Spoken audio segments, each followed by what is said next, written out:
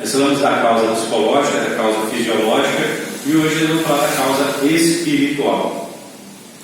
Ainda que em todas as causas há uma atuação do diabo, de uma certa forma,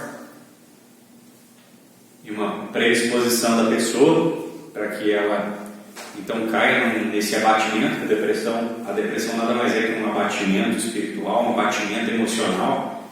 E nós já falamos aqui das outras causas, né? Como devemos combater, falamos da questão da disciplina, da alimentação, do sono, falamos de diversas questões, né? Ter uma perspectiva guiada pela palavra de Deus. E hoje nós vamos falar sobre a depressão e a causa espiritual, ou especificamente espiritual, quando o problema não é questão da perspectiva, visão de mundo da pessoa, o problema não é a ausência de substâncias no corpo, seria mais uma coisa mais espiritual mesmo, uma coisa que afeta diretamente a pessoa, que então ela vai necessitar de oração, vai necessitar de outros recursos para que ela venha ser liberta desse mal, ser curada desse mal. É claro, irmãos, que nós não ignoramos que em alguns casos o problema é de possessão demoníaca. Já vimos isso, né? Algumas vezes nós já vimos isso. A pessoa está em depressão. Teve uma certa ocasião que nós estávamos indo orar com os irmãos lá na Tamandaré. Na época eu ainda morava no Canto do Galvão, e a gente estava orando no monte, lá perto do Espanha, um grupo grande de irmãos. A gente, ao sair, já era avançada a noite, já era mais de 10 horas da noite, mais de 11 horas da noite, eu não me recordo exatamente o horário. Mas de repente saiu uma senhora da casa dela pedindo: pelo amor de Deus, me ajuda, ora por mim, vocês são crentes, né? E a gente falou: vamos, somos crentes, estamos indo orar, né? Claro que podemos, né? Primeiro orar pela senhora, pela sua casa. E naquele momento que a gente entrava na casa dela, ela contou um pouco da sua vida e estava ali há vários dias em depressão. Ela não conseguia, uma angústia, algo terrível. A mulher não era evangélica, não era crente e não conseguia sair da cama, vários dias não conseguia sair da cama por causa de depressão. E naquele momento ela ouviu a gente passando e conversando e falando, e criou força, conseguiu sair da cama e pediu oração para nós. Havia obreiros que estavam conosco, na época eu não era obreiro, e então os obreiros tomaram a frente, mas nós entramos também e oramos por ela, e ela teve aquele problema de possessão, teve que se fazer uma oração de libertação ali. Então naquele momento ali ela se viu livre daquele mal, ela chorou, tudo. Depois eu não tive mais notícia. Nós não ignoramos isso. E a própria Bíblia fala de algumas situações parecidas, ainda que ela não fala de depressão, mas ela fala de problemas mentais ali. Por exemplo, o caso do jovem lunático, descrito lá em Lucas capítulo 9, que uma hora o espírito tomava ele, o demônio tomava ele, caía no fogo, outra hora na água, e era uma correria com o rapaz por causa desse problema. Então teve que se orar por ele, porque o problema era de opressão, né, de possessão demoníaca. Tem o caso do demoniado gadareno, muito conhecido. Não era depressão, mas era um problema, um transtorno ali que hoje chamariam de uma coisa psiquiátrica. Aquele homem era louco, tinha que ser acorrentado porque ele se machucava, ele se feria, ele ficava nos cemitérios, nos sepulcros. E eram demônios, eram legiões de demônios que estavam naquele homem. Necessitava de uma oração, ali, um trabalho de libertação com ele. Na verdade, o que é difícil é detectar qual é a causa e como você vai agir. O ideal é que a gente conheça todas as causas e aja de todas as maneiras e ataque todas as frentes. As frentes. E há casos de irmãos na igreja que o problema é de opressão espiritual. Não que o irmão esteja possuído, mas é uma opressão. Tem que ter uma oração ali de repreender o mal ali. Eu tive uma experiência com ele, teve um problema, passou por um problema aí espiritual por causa de algumas razões que aqui não tem tempo de ficar explicando, mas ele caiu numa situação de agonia, um desespero muito grande, sendo crente, hein? Sendo crente, congregando na igreja e tudo, e ele ficou numa situação que o diabo aparecia para ele, sabe? Uma coisa terrível. O diabo aparecia no quarto quando ele ia dormir, e ele não conseguia dormir há várias noites, e até que ele chegou num momento que ele não estava indo na igreja, estava com uma coisa ali terrível mesmo. Então ele veio pedir ajuda, ele teve essa liberdade de se abrir comigo, pedir essa ajuda. Então nós oramos por ele, eu orei por ele, expliquei algumas coisas, e depois daquele momento de oração, aquele mal saiu. Isso não aconteceu do nada, houve uns motivos, houve algumas coisas que aconteceram, que necessitava ali ser arrumada, ali, uma coisa precisava ser arrumada, consertada, mas caiu nessa situação. E são muitas coisas que eu poderia falar, muitos testemunhos que eu poderia falar de pessoas que passaram por isso, sendo crentes ou não crentes, problemas de possessão ou de simplesmente uma opressão do maligno ali, tá certo? E então, essas seriam as causas espirituais. Aí, quais seriam as ferramentas para combater esse tipo de depressão? Oração, repreender o mal, repreender o maligno, oração de guerra, de combate. A própria pessoa que começa a ser afetada, todos nós, irmãos, que somos crentes já há algum tempo, nós passamos por uma experiência semelhante de sermos oprimidos. Quem nunca foi oprimido pelo diabo, sentiu a presença do diabo? Eu já senti a presença do maligno, uma opressão somada de inúmeras coisas que me levou a uma insegurança, a um abatimento, mas você tem que lutar contra aquilo. Você não pode aceitar aquilo, você não pode ser passivo. O diabo está oprimindo, você está perseguindo, você está em cima. A sua atitude tem que mudar. A sua atitude não pode ser mais assim, passivo, está na mão de Deus, Deus guia tudo, Deus é soberano. Isso é uma ingenuidade, né? Na verdade, tem que haver uma mudança de atitude, porque é uma guerra espiritual. Paulo fala claramente nas suas cartas, fala em Efésios capítulo 6, irmãos, por fim, finalizando essa carta, vamos nos fortalecer no Senhor na força do seu poder, porque a nossa luta é espiritual, a nossa luta é contra principados, potestades. Então, ali é uma mudança ali de direção, há uma mudança de atitude, porque ali é um ataque direto do inimigo. Então não dá para você ficar ali negociando, né, com o bicho, né? Você tem que ir para cima. Ganha quem causa mais dano. Você vai ficar só levando o inimigo. Você tem que tomar uma atitude e repreender aquilo, né? Repreender o mal. Às vezes se sente oprimido de uma tal maneira, um pavor, né? Um medo, às vezes um pânico. Já aconteceu casos de pessoas que sentiam medo ali, um medo fora de controle, uma coisa fora do normal, você não conseguir dormir à noite. Você tem que repreender isso, você tem que mudar de atitude, tomar uma atitude combativa ali e enfrentar o inimigo. Orar mesmo, dobrar o joelho e clamar o sangue de Jesus e repreender esse mal. Um abatimento, uma tristeza, sabe? Aquela falta de vontade de vir na igreja, de orar. Chega um momento que tem que ser um esforço da sua parte. Você não pode aceitar isso passivamente.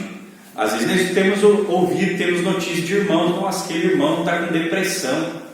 E às vezes você conversa com a pessoa, porque eu já conversei com alguns irmãos que passaram por esse problema. E você vê que a pessoa toma aquela atitude de aceitar aquela situação. Você não pode aceitar. Você não pode aceitar. Eu, pelo menos, quando aconteceu, alguns momentos que aconteceu uma situação parecida comigo, não que eu cheguei a ficar em depressão, nunca tive, mas assim, um abatimento, uma frieza, uma tristeza, né? Um medo, um pânico, alguma coisa, eu enfrentei aquilo. Eu falei, não, negativo. O sangue de Jesus tem poder. Eu comecei a orar, repreender, e sabe? Colocar hinos para ouvir hino.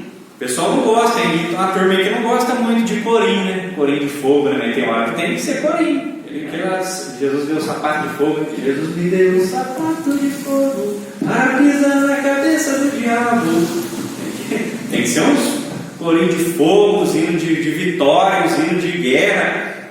Porque tem momentos que Paulo ainda fala em Efésios 6, né? Ele fala que nós temos que nos armar com a armadura de Deus para resistir o dia mau. Ele coloca no singular e dá uma ênfase, é um dia específico, que parece que a luta se intensifica. E tem um momento que parece que é a hora da tentação. E Jesus, né, passou no Getsemane, ó, prepara que agora é chegada a hora, que a hora é o dia D. É um momento onde parece que o inferno se levanta contra a sua vida. Eu sei que todos já passaram por essas experiências. Então, é um momento de combate ali. Então, você não pode ficar passivo, você tem que se preparar para esse momento. E nesse momento, acontece que muitos sucumbem e se deixam vencer pelo inimigo.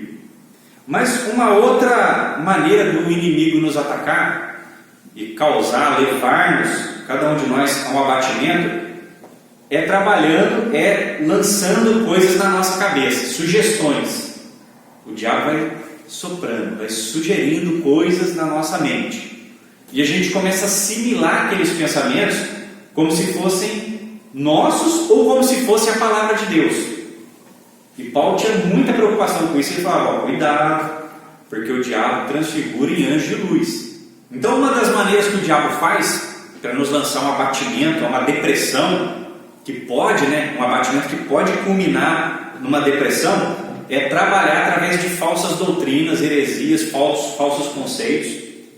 Pode ver, algumas pessoas, ou muitas pessoas que passam por essa experiência de abatimento, de depressão, sendo cristãs, sendo crentes, até pessoas, irmãos nossos convertidos mesmo, que caem nessa situação, você vê que há um entendimento errado. Se você for cavar, há um entendimento errado da palavra. Alguma coisa que foi compreendida de uma forma equivocada e precisa ser corrigida. Às vezes não é um ataque direto de uma opressão demoníaca, do demônio aparecer para você, mas é uma causa espiritual porque é uma compreensão equivocada de uma doutrina espiritual, de um ensino, de uma palavra, um aspecto da doutrina que é espiritual, mas que o diabo perverteu o significado daquilo, você entendeu errado, e por você entender errado, isso trouxe consequências na sua vida prática. Algumas pessoas, parece que quando a pessoa, o irmão está na igreja simplesinho, ele não entende muito de teologia, ele só entende ali que Jesus é bom, né? Que Jesus é maravilhoso, né? Que Jesus é Deus, que Jesus veio no mundo, morreu na cruz para nos salvar. Ele entende sobre o Espírito Santo, batismo do Espírito Santo, ele sabe que ele precisa ser santo, que ele precisa orar, que Jesus vai voltar para buscar a sua igreja. Eles entendem as doutrinas básicas da palavra. Mas só que alguns que eles começam a se aprofundar, e começam a estudar, e começam a assistir o doutor fulano de tal, aí o outro doutor fulano de tal lá da outra igreja, aí daqui a pouco ele pega um livro e começa a ler o livro do teólogo A, o teólogo B, o teólogo Z. Aí daqui a pouco parece que aquela mistura de conceitos começa a ter um efeito colateral, um efeito negativo. Pode ver. Eu conheço muitas pessoas que eram uma bênção na igreja, que eram ativos na igreja, mas que hoje não são tão assim depois que encheram suas cabeças de muita coisa. A pessoa começa a se isolar. Pode ver, a pessoa começa a se isolar da igreja, se isolar da comunhão. Ou vem na igreja, mas ela se isola, não fala mais com ninguém. Parece que ela está em outro mundo, parece que ela não é daqui. Toda pessoa que se isola, começa a se isolar, sabe? Começa a ficar muito quieto. É claro que tem irmãos que já são naturalmente quietos, da personalidade dele. Estou falando de pessoas que mudam, você vê que ela muda. Ela começa a se isolar, deixa de vir nos cultos, vem de vez em quando, não fala mais, não ora mais, não é mais ativo, não faz mais parte do corpo. Pode saber, entendeu errado, as doutrinas, entendeu? Alguma coisa está errada. Ela está entendendo alguma coisa de forma errada que está levando ela àquela situação.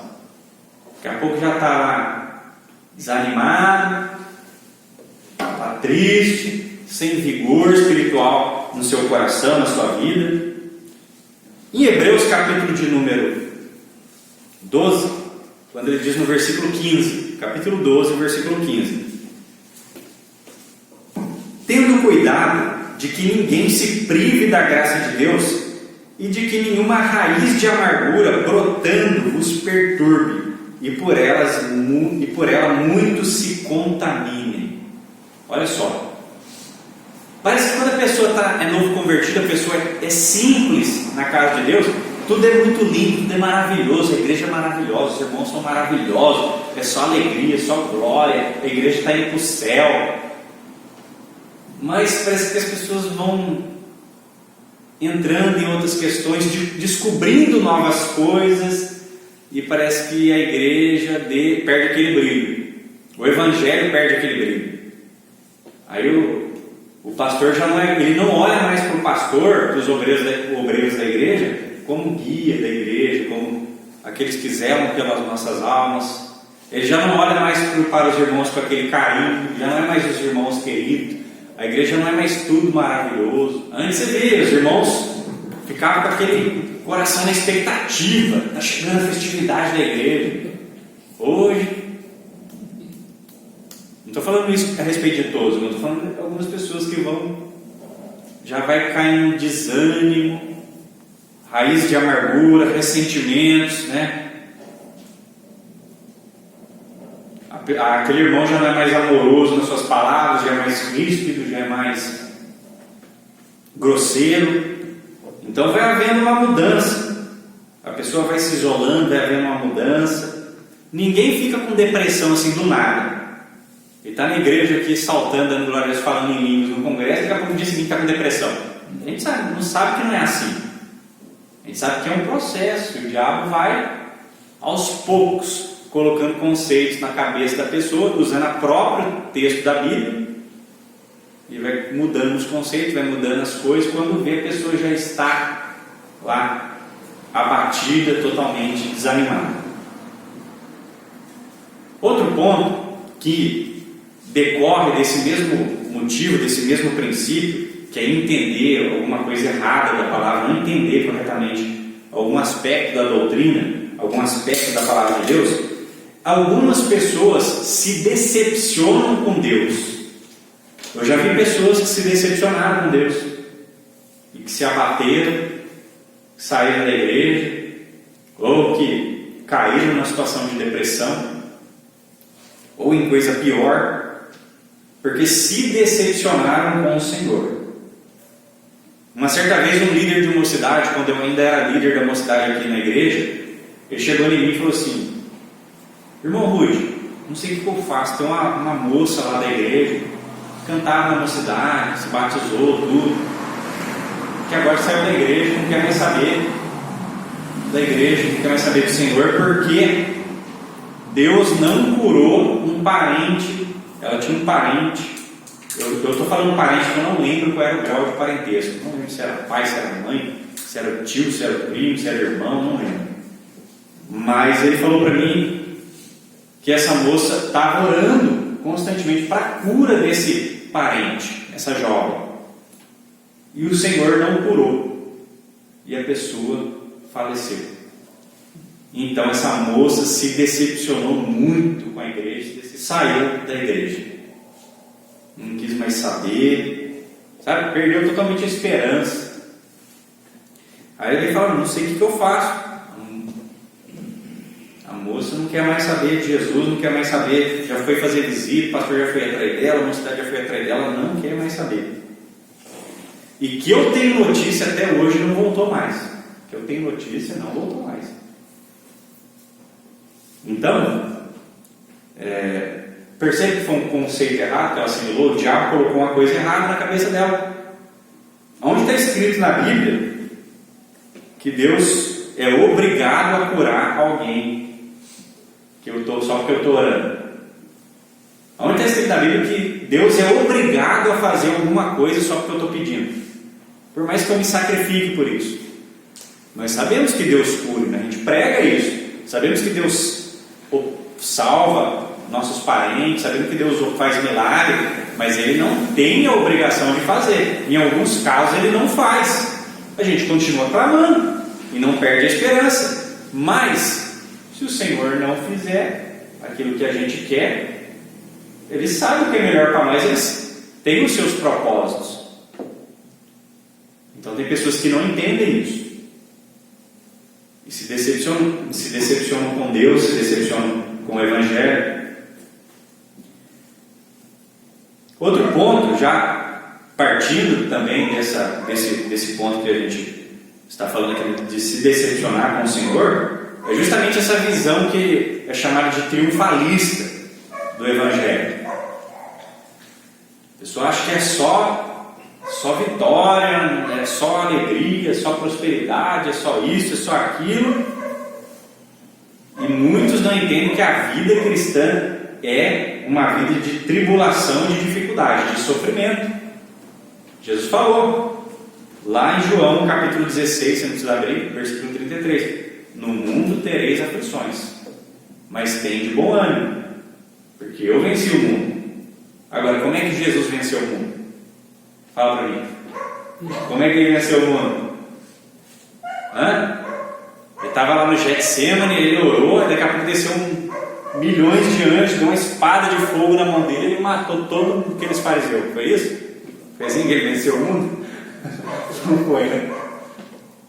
Foi sendo traído, sendo julgado, sendo sentenciado, sendo cuspido, coroa de espinho, carregando a cruz, sendo crucificado. Foi assim que ele venceu o mundo. E Jesus falou: tem de bom ânimo. Tem de bom ânimo. No mundo vocês vão ter aflição, né? Certo? Em outros momentos Jesus falou: se me chamaram de Beelzebul, o chefe, o pai de família, chamaram Deus de Beelzebul, quanto mais os seus servos, seus empregados. E tem pessoas que não entendem que a vida cristã é uma vida de sofrimento, e muitas vezes é um sofrimento atrás do outro. Tem momento que é sofrimento atrás do outro, irmão. Parece que a prova não acaba. Você está na prova, daqui a pouco já está passando por essa prova, daqui a pouco já está entrando em outra. Você fala: meu Deus do céu, que situação. Muitas vezes você entra em provas que você se desespera. Eu já cheguei a me desesperar, como crente, desesperar, não vê solução. Meu Deus do céu, que coisa é essa? E se orar, e parece que a vitória não vem. Parece que a vitória não vem, mas tem pessoas que não entendem isso. Elas não entendem. E elas se escandalizam, e elas sofrem, e elas deixam esse sofrimento cair no coração delas e amargurar o coração delas. Ela não consegue ser como Paulo fala, né? Somos, estamos perseguidos, mas não destruídos, né? Abatidos, mas não desanimados, não desamparados. Elas não conseguem entender isso. Então muitas pessoas não conseguem ver que a vida cristã é uma vida de sofrimento, é uma vida de cruz, de renúncia. Há momentos que vai ser difícil, e muitas pessoas não conseguem entender isso e sucumbem. Eu tive um conhecido, um irmão também de outro ministério, não é da nossa igreja, já experiente, já com não é tão velho, mas ele é mais velho que eu, já avançado, passando por muitas tribulações ali, uma depois da outra. Ele caiu numa situação assim, teve que ser afastado do serviço, ficou mais de 2 anos afastado, com depressão, síndrome do pânico, e crente. Mas nós devemos conhecer bem a palavra, que nós vamos sofrer, até o ponto talvez de ser levado até a morte. Nós temos que ter preparado para isso, temos que estar preparados para isso. A vida cristã, Jesus nos chamou e nós vamos ser provados. A palavra fala, nós vamos ser testados, provados no fogo. Nós vamos ser testados, a palavra fala. Lá no Getsemane, no Evangelho de Mateus fala, em Lucas capítulo 22 fala, podemos até abrir em Lucas capítulo 22, lá no Getsemane, a partir do verso 39, nós vamos ser provados por Deus. Deus vai nos provar para ver onde é que nosso coração está. Então decepções vão acontecer, você vai se decepcionar, você vai se decepcionar com pessoas, você vai se decepcionar com coisas, vai se decepcionar muitas vezes até com a igreja, porque Deus vai provar o seu coração. A gente sabe que tem pessoas que estão na igreja, mas o coração dela não está firmado em Deus, está firmado no pastor. Aí daqui a pouco troca o pastor sair da igreja, aí ela sai também. Ou está firmada em um irmão, ou em um grupo de irmãos, ou está firmada no ministério, ou na visão teológica do ministério, e Deus vai permitir. Deus permite que a gente se decepcione com pessoas, com o ministério. Onde está nosso coração? Está em Deus? Está em Jesus? Ou está nas pessoas? Ou está no ministério? Ou está na visão teológica do ministério? Né? Então, Deus permite que a gente venha se decepcionar. Há momentos que as orações vão ter que se intensificar. A gente vai ter que intensificar a oração, porque se não intensificar, você vai perecer, você vai se abater. Jesus falou aqui no Getsemane, está chegando uma hora. Eu falei lá atrás, né? Não leva espada, não leva alforje, não leva nada. Agora eu falo, pega a espada. Pega a espada que agora vai apertar. Daí Pedro vem com 2 espadas, né? Jesus falou, basta. Não entendeu, não é essa espada que eu estou falando. O próprio Jesus, o próprio Filho de Deus, irmão, teve pavor e suou gotas de sangue. Quanto mais nós. O próprio Jesus se angustiou. Sua alma se angustiou até a morte. Sabe o que Jesus fez? Orou e falou para os discípulos: ora e vigia para vocês não caírem em tentação. E que tentação era aquela? Se escandalizar, desanimar, se entristecer, largar a mão de tudo, jogar tudo para o alto. E foi o que alguns deles fizeram.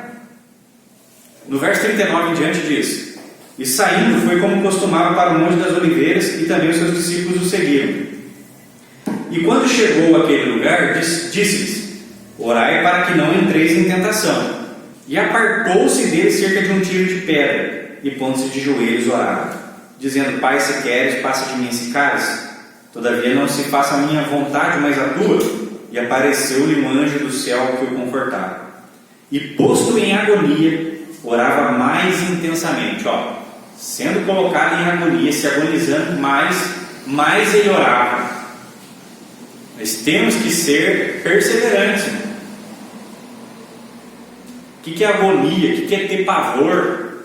Olha o estado psicológico que Jesus chegou, sendo Deus, imagine nós. Quanto mais ele se agoniava com aquele momento, sabendo que o momento se aproximava, mais ele intensificava a oração. Vai chegar momentos que nós temos que intensificar, senão a agonia nos devora. E o seu suor tornou-se em grandes gotas de sangue que corriam até o chão. E levantando-se da oração, veio para os seus discípulos e achou-os dormindo de tristeza. E disse: por que estáis dormindo? Levantai-vos e orai para que não entreis em tentação. Os discípulos não dormiram porque estavam com a barriga cheia. Sabe? Você está com a barriga cheia, aí você quer deitar e dormir. Eles estavam dormindo de tristeza. Lá embaixo, lá eles estavam com Jesus na glória, fazendo milagre, andando sobre as águas, acalmando a tempestade. E agora eles estavam com ameaça, com a cara deles nos cartazes escrito "Wanted", procura-se. Todas as carinhas deles por Jerusalém inteiro, e sabendo que estavam vindo para ser presos, e que a coisa estava se desenrolando, e eles estavam sentindo que estava se desenrolando por uma coisa ruim. Não era o que eles esperavam. E muitas pessoas muitas vezes estão na igreja e elas acham que, nossa, a coisa vai ser maravilhosa, vai ser tremenda. E muitas vezes ela vai se desenrolar para um sacrifício, para uma provação. E quando Jesus vem até eles, falando, orem, vigiem, para que vocês não se caiam em tentação, para que vocês não desanimem, para que vocês não percam a esperança. Só que Jesus, levando a oração, vai lá e vê eles dormindo de tristeza. Eles desistiram, entregaram os pontos. Então há muitos que caem nessa situação. Há muitos que estão dormindo de tristeza. Mas já deixaram de ser vivo, de ser vigoroso. Está na igreja, mas está sem esperança nenhuma. A tristeza tomou conta do coração dele. E a depressão nada mais é que uma tristeza, um abatimento. Houve momentos que Paulo mesmo se desesperou, ele mesmo fala nas cartas. Que houve um momento que ele se desesperou e achou que não tinha mais solução. Já tínhamos a sentença de morte. Não tinha mais esperança. Mas, dependendo do Senhor, orando, buscando o Senhor, se mantendo firme, ainda que olhando ao seu redor não tinha mais esperança. A sentença de morte já estava decretada. De repente o Senhor vem e intervém. Aí ele escreve: mas Deus que consola os abatidos, Ele nos consolou. Tudo isso por quê? Porque foi perseverante. Já pensou se Paulo olhasse ao seu redor, cercado já com a sentença de morte, com os ímpios ali prontos para matá-lo? Já pensou? Se ele se desesperasse? Se ele deixasse aquilo tomar conta dele e desanimasse? Mas aí está o segredo, irmão. Aí está o segredo. Em lutar, insistir, não deixar que as coisas externas entrem no seu coração. Como o escritor Zé falou, não deixar que entre no seu coração e crie uma raiz de amargura. É uma sementinha, talvez ela entre assim no seu coração, você deixa ela entrar numa situação externa e aquilo cria uma raiz, daqui a pouco está uma coisa grande, uma árvore, uma planta no seu coração. E contamina você e contamina os outros. Tem gente que se deprime e deprime os outros. Eu já vi. A pessoa está num estado deplorável ali, de tristeza, desânimo, um poço de desânimo. Aí ela senta. Tinha uma turminha que gostava de ficar sentada lá na praça, lá no centro. E senta do lado do outro irmão e começa. Não, porque a igreja é assim, porque a igreja é assada, porque o pastor não sei o quê, que isso, porque está acabando, porque está... não é mais como era antes.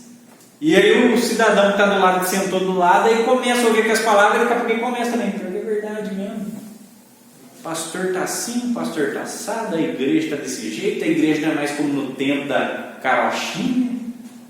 E fica aquela roda de depressão, aquele grupo de depressivos, falando mal da igreja, falando mal de tudo, nada está bom. Irmão, quando eu começo a ouvir essas coisas, o sangue de Jesus tem poder. Então temos que tomar cuidado, deixar essas coisas entrar no nosso coração. Não podemos deixar. É a palavra de Deus que tem que reger o nosso coração, não o que os outros falam. Tem pessoa, irmão, que ela não sabe diferenciar. Criticar é uma coisa, você criticar é uma coisa, mas agora você tem um espírito de crítica dentro de você, que tudo é ruim, tudo está mal, nada é bom, nada. Eu conheço pessoas assim na igreja, irmão, nada está bom. Uma coisa é você ser crítico, você fazer uma crítica ali pontual, mas você tem uma visão do todo. Não, teve aquela coisa ali que saiu um pouquinho, mas assim... Teve aquela coisa também que foi benção, né, que Deus agiu, mas teve aquele momento ali que pode ser corrigido, né? Isso é uma crítica ali pontual, dentro de uma visão do todo, dentro de uma sanidade ali. Mas tem pessoas que ela não consegue ver benefício em nada. Tá tudo ruim, tá tudo mal. Você percebe que ela está contaminada, o problema é ela. Então temos que tomar cuidado. Então, nós vamos ter decepções na igreja. Vai ter, lógico que vai ter. Vai ter aquele irmão lá que você esperava mais dele. Você chega nele, pede uma opinião, fala alguma coisa, você esperava alguma coisa, e daqui a pouco aquele irmão te trata com desdém, ou ele simplesmente não te dá atenção. E só por causa disso você vai, nossa, você vai se decepcionar com a igreja? Não, irmão. Os irmãos são falhos. Eu sou falho. Eu posso decepcionar você sem eu saber, né? Todo mundo aqui é falho. Então, tem pessoas que não conseguem dividir isso, elas não conseguem entender isso. Já para pensar em Jesus, irmão? Jesus chegou um momento que os profetas profetizaram, Isaías profetizou, Isaías 53, né? Que iam esconder o rosto dele. Era comum que as pessoas escondem o rosto. Era um desprezado, mais desprezado, indigno. Jesus foi desprezado. Você acha que você não vai ser desprezado? E Jesus foi desprezado pelos seus. Veio pelos seus e os seus não conheceram. Paulo foi abandonado muitas vezes por amigos, companheiros. Não teve o caso lá de João Marcos que decepcionou ele, marcou com ele não foi. Não teve o Demas que amou o presente século, abandonou ele, me deixou só. Só ficou um comigo e abandonou. Quantas vezes Paulo estava preso, ninguém veio me ver, só o fulano. Mas aqueles que eu achava que era alguma coisa, se mostraram que não era nada. Então decepcionar com as pessoas é normal, você vai se decepcionar. Mas você precisa ter uma maturidade para entender que as pessoas são falhas. Você não sabe por que naquele momento ela não te correspondeu como você esperava que ela deveria corresponder. Você não sabe o que ela está passando também. Então tem que ter uma visão geral. Você tem que ter uma compreensão. E isso vai acontecer. Por causa disso você vai sair da igreja. Tem pessoa que sai da igreja. Ah, o irmão falou meio assim comigo, a irmã não falou comigo direito, falou de qualquer jeito. Mas isso acontece, irmão. Isso vai acontecer. Não é uma coisa, eu sei, Jesus não vai te deixar. Jesus não vai virar a cara para você. Jesus não vai virar o rosto para você. Eu sei que os irmãos, eu tenho a responsabilidade de amar os irmãos, de dar o máximo de mim para os irmãos. Eu tenho essa responsabilidade, todos nós temos. Mas há momentos que nós vamos falhar nisso. E você não pode, eu não posso pegar e falar, nossa, pastor Jair, falei para ele tão animado, deu uma sugestão para a gente fazer na igreja aqui, tão animado, e de repente ele falou, não vamos fazer não. Aí eu vou ficar, nossa, o pastor Jair não quis fazer a sugestão que eu dei para ele, vou sair da igreja. Tem obreiros aqui nessa igreja que saíram dessa igreja porque se decepcionaram com o dirigente. Pelo amor de Deus. Eu já me decepcionei muito com as pessoas.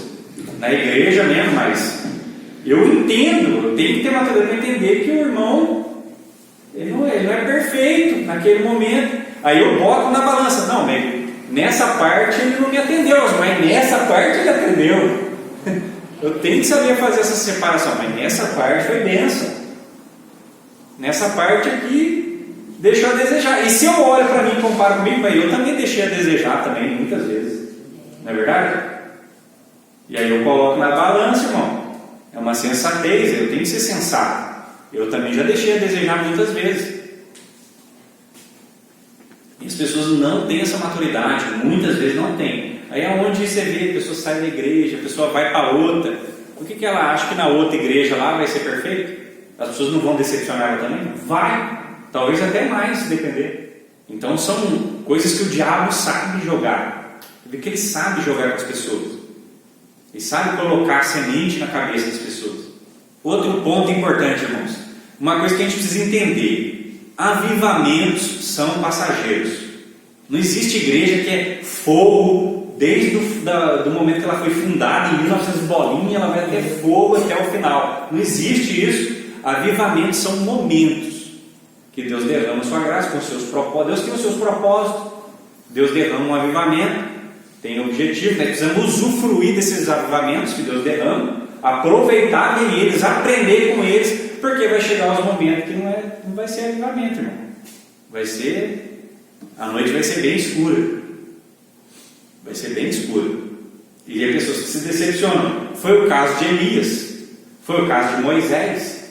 Moisés tirou o povo do Egito, achou que ia ser glória no deserto e tal. Chegou um momento lá que no livro de Números que ele fala: Senhor, tira minha vida, acaba comigo, não quero mais saber desse povo, estou injuriado já, não quero mais saber. Sumiu o altar, até a água que estava em volta pegou fogo. E falou para o povo: ó, pega eles e mata esses profetas de Baal. O povo foi e matou os 400 profetas de Baal e de Azera. E ele falou: pronto, agora vai ser glória, agora Israel vai ser a nação do Senhor. Passou alguns minutos, o povo já estava lá de novo. O povo não queria saber e Jezabel já decretou: ó, quero a cabeça de Elias aqui na minha mão. Aí o profeta já tem que fugir, achou que ia ser avivamento, mas quando ele viu já estava fugindo. Quando veio já estava lá enfiado numa caverna, choramingando para Deus: Senhor, não sou melhor do que os meus ancestrais, do que meus irmãos, tira minha vida, acaba com tudo. Ele achou que Deus fosse fazer um grande avivamento daquela coisa, e Deus não fez, irmão. Deus queria condenar aquele povo. Deus queria condenar aquele povo. No caso de Jonas era o contrário. Jonas queria que Deus matasse todo mundo. Jonas não queria avivamento, queria que matasse todo mundo, e Deus fez o contrário. É Deus que sabe o que faz, irmão, mas só obedece. Mas só obedece.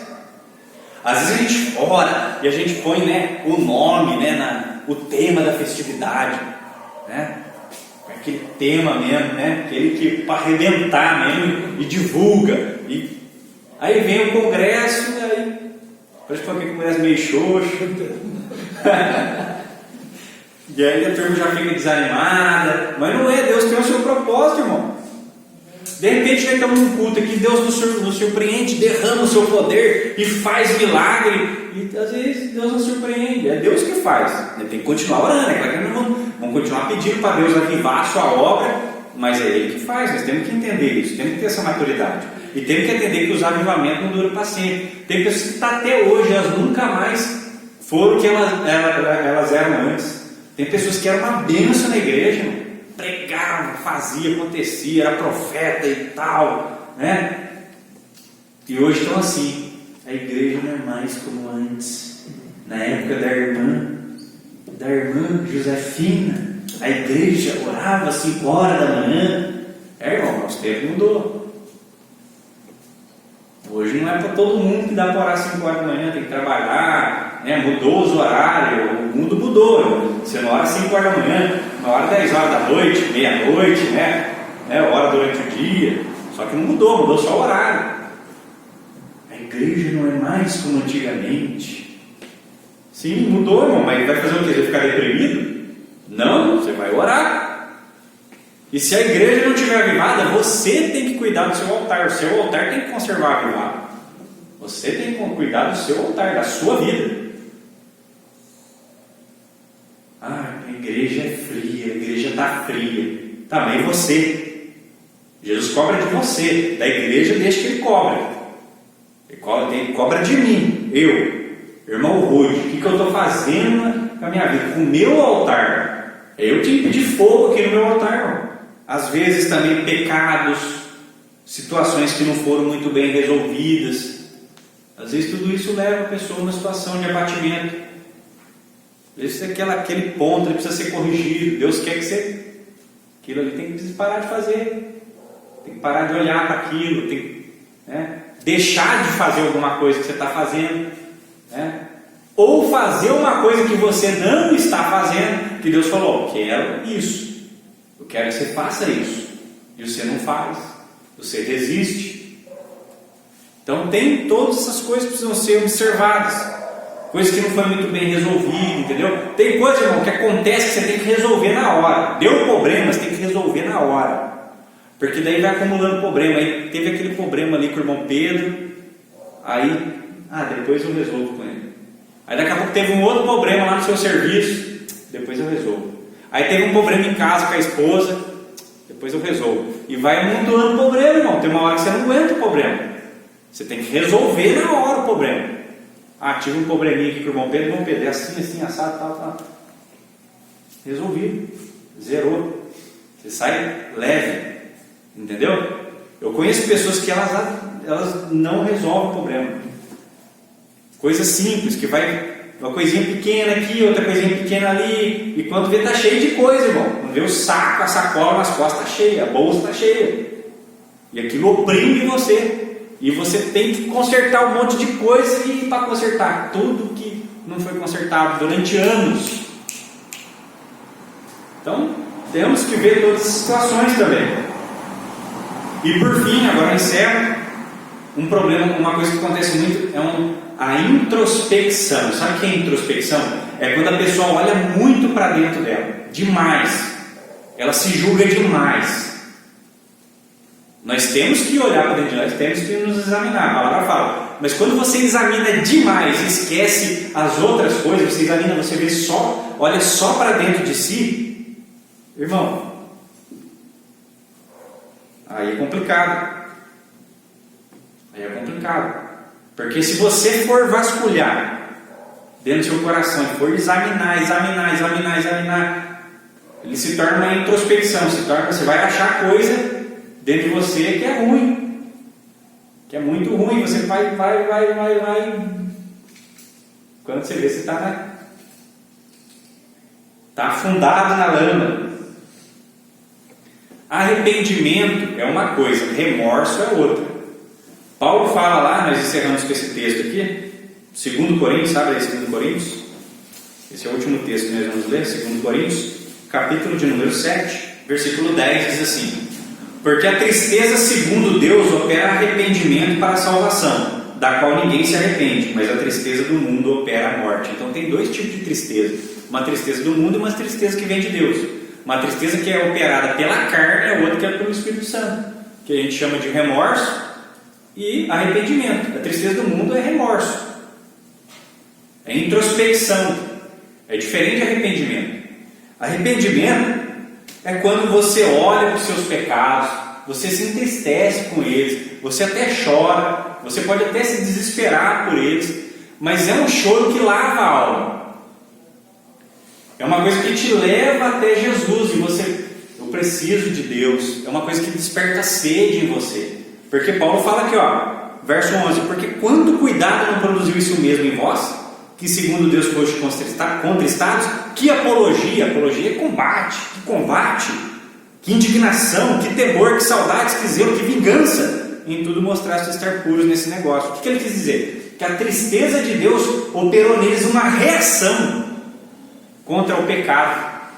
Esse é o arrependimento. O arrependimento verdadeiro, ele faz você reagir contra ele. Tipo, você se entristece, você chora por aquela situação, por aquilo que você fez, mas você quer se livrar daquilo. O arrependimento, você quer dar fim naquilo, você quer matar aquilo, quer acabar com aquilo. Agora, o remorso é quando você fica ali, eu fiz isso, eu não consigo, não tem mais jeito, não dá, não é para mim, Deus não me ama. Isso é remorso, isso não é arrependimento. Deus não me ama, Deus não quer saber de mim, Deus não quer me ajudar. Tem pessoas que é assim. Isso é remorso, isso é tristeza segundo o mundo. Isso é a tristeza dos poetas, é a tristeza dos filósofos, que senta na pedra e fica chorando que a vida está se escoando, está se acabando. Arrependimento não.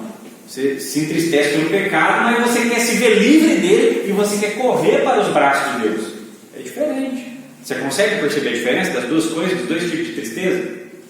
Consegue ver? Então, tem muitas pessoas que estão nessa situação de abatimento e de depressão, né, de abatimento, de tristeza e de depressão, justamente por essas razões que nós colocamos aqui. Por todas essas razões que nós colocamos aqui nas 3 causas. Amém?